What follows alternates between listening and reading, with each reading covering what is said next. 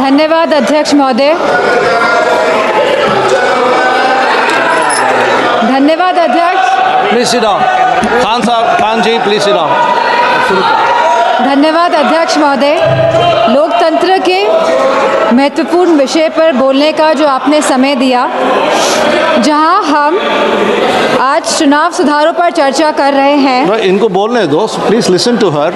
चुनाव आयोग एक संवैधानिक ढांचा है जिसे निष्पक्ष तरीके से काम करना चाहिए, लेकिन हाल में देखने को मिला है कि ये चुनाव आयोग पूरी तरह सरकार के इशारे में काम कर रहा है, या यूँ कहें कि पूरी तरह समर्पित होकर सरकार के लिए काम कर रहा है। हमने उत्तर प्रदेश के उपचुनावों में देखा है कि किस तरह वोटों की धांधली हुई, कि किस तरह बीजेपी ने मनमानी करी और लगातार चुनाव आयोग को शिकायत करने के बावजूद भी चुनाव आयोग ने कोई भी एक्शन नहीं लिया। और इसी के साथ यह भी देखने को मिला कि पुलिस खुद सादे कपड़े पहनकर वोट डालती नजर आई बूथ के अंदर, लेकिन चुनाव आयोग ने कोई भी अधिकारियों के खिलाफ कार्रवाई नहीं करी। सीसी फुटेज की जब मांग करी गई चुनाव आयोग से, तो चुनाव आयोग ने सीसी फुटेज तो नहीं दिए। इसी के साथ एक ऐसा कानून लेके आई है जहां पे कहा गया है कि 45 दिन के अंदर सीसी फुटेज हटा दिए जाएंगे।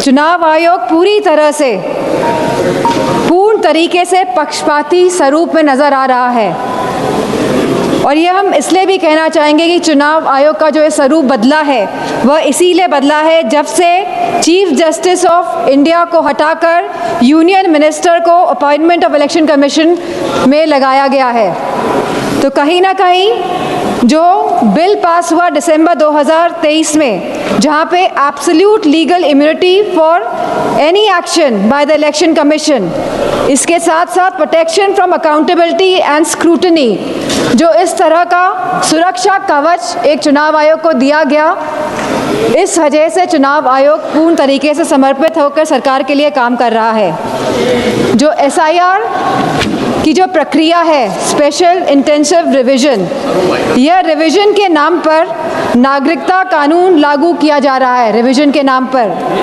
अध्यक्ष जी, चुनाव आयोग द्वारा प्रशासनिक निष्पक्षता के नाम पर किया जा रहा यह कार्य हमारी नागरिकता, लोकतंत्र और संवैधानिक नैतिकता की बुनियाद पर सीधा निशाना है।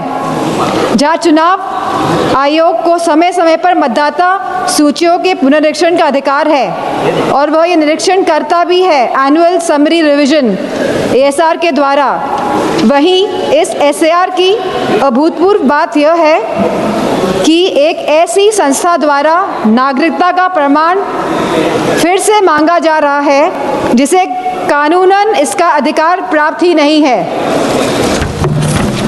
अब तक चुनाव आयोग एक ऐसी संस्था रहा है जिसका उद्देश्य हर मतदाता को शामिल करने का रहा है, लेकिन इस एसआईआर के माध्यम से मतदाता को शामिल करने का यह सिद्धांत उलटकर बाहर करने की दिशा में तब्दील होता जा रहा है। जहां बिहार में एसआईआर कराया गया और लगभग 80 लाख वोटर्स को डिलीट किया गया, और यह सूची आज भी उपलब्ध नहीं हो पा रही है कि 80 लाख वोटर्स आखिरकार कौन थे। वहीं एसआईआर के बाद भी अंतिम मतदाता सूची में लगभग 14 लाख से अधिक डुप्लीकेट वोटर्स पाए गए, और इसमें भी लगभग 3.5 मतदाताओं के दोनों वोटर आईडी कार्ड पर एक ही विवरण दर्ज कराया गया है। अब ये एसआईआर की प्रक्रिया उत्तर प्रदेश में भी चल रही है, जहां बीएलओ को कोई भी प्रशिक्षण नहीं दिया गया है, जहां लगभग 10 से ज़्यादा बीएलओ ने काम के बोझ की वजह से आत्महत्या करी है, और वेस्ट बंगाल में भी लगभग 20 बीएलओ ने आत्महत्या करी है। तो कहीं ना कहीं जहां इन बीएलओ को प्रशिक्षण नहीं दिया जा रहा है और जिस तरह से ये एसआईआर की प्रक्रिया को अंजाम दिया जा रहा है, कहीं ना कहीं ये वोट काटने वाली प्रक्रिया साबित होती जा रही है। तो हमारी मांग है कि जिस तरह सत्ता पक्ष के लोग कहते हैं कि हम बिहार का चुनाव जीते, तो अगर आप वाकई में चुनाव लड़ रहे हैं और जीत रहे हैं, तो हमारी ये मांग है कि आप सीजीआई को वापस अपॉइंटमेंट कमेटी में इंडक्ट करें। और जो आपने सुरक्षा कवच इलेक्शन कमीशन को दिया हुआ है, Kindly conclude, आप इस madam. सुरक्षा कवच को भी हटाएं। पूरा टाइम है। और इसी के साथ समाजवादी पार्टी की यह मांग है कि बैलेट पेपर के माध्यम से ही चुनाव इस देश में कराया जाए। और जिस तरह के मॉनेटरी बेनिफिट्स जब चुनाव किसी राज्य में चल रहा है आप बैंक खातों में पहुंचा रहे हैं, तो मेरा यह मानना है कि कहीं ना कहीं ये वोट जो लोग डाल रहे हैं, वोट डालने में भी इसका इफेक्ट होता है, तो इसे बंद करा जाए। इन्हीं शब्दों के साथ मैं ये बात भी कहना चाहूँगी कि ये जो नागरिकता कानून है, जो ये एसआईआर जो ये लाया जा रहा है, इसे हटाया जाए, जिससे कि सही मायनों में लोगों के वोटों का अधिकार सुरक्षित रह सके। धन्यवाद। धन्यवाद। माननीय श्री